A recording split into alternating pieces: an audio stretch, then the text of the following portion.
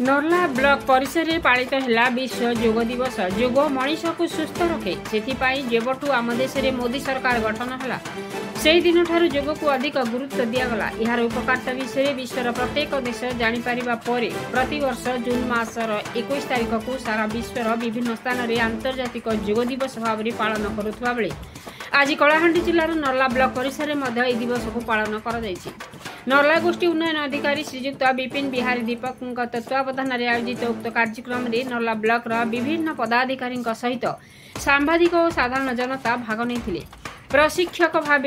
शिक्षक निर्मल कुमार बारिक जोदे योग विषय समस्त को अवगत करने सहित योगाभ्यास कराई। नर्लारू जगतराम साहू दीपक ठाकुर रिपोर्ट मसीहा न्यूज।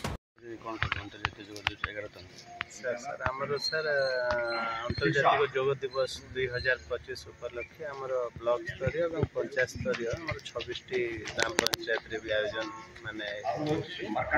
बाहर ब्लॉक रे मध्य निर्देश दिला से संदर्भ रे आम ब्लॉक परिसर रे मध्य आमे योगा शिविर करछु पूरे ऑफिशियल सहित कुछ पब्लिक मध्य आसी योगदान करछथि आमर योगा एक्सपर्ट अच्छा बारिक आम निमंत्रण कर गाइडेंस रे